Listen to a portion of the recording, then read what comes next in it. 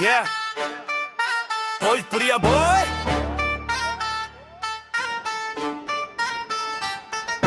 Desi beat पर मेरा 26 rap.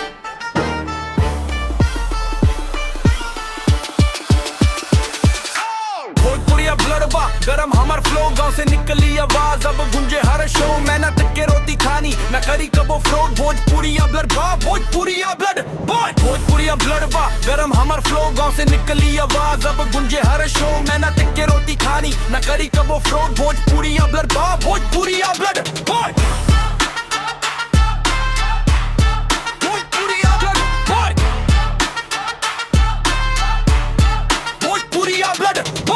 के खुशबू बोबा सपना आसमान के, साइकिल से चलनी रहनी पहुंच गए ले जहान के। ना पैसा रहल ज्यादा न रहल कोई सपोर्ट, आज हमरा नाम सुना पूरा डिस्ट्रिक्ट रिपोर्ट। दिन रात मेहनत कैनी तब जाके मिलल शाइन, अपना दम पे बनानी ईगो अलग डिजाइन।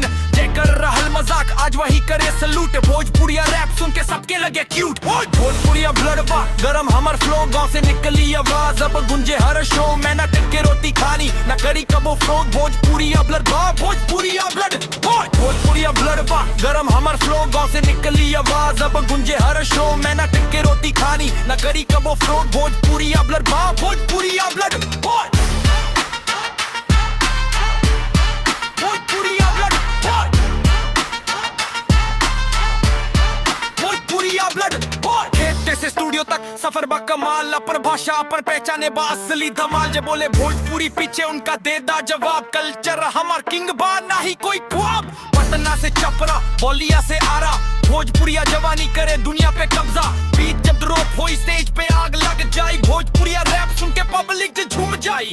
देसी वाइब, देसी स्वैग, भोजपुरिया रैप करे सबके ठाग। बिना फिनिशी के नया आवाज, भोजपुरिया ब्लड सबसे खास। भोजपुरिया ब्लडबा गरम हमर फ्लो, गांव से निकली आवाज अब गुंजे हर शो। मेहनत के रोटी खानी न करी कबो फ्रॉड। भोजपुरिया ब्लडबा, भोजपुरिया ब्लड बॉय।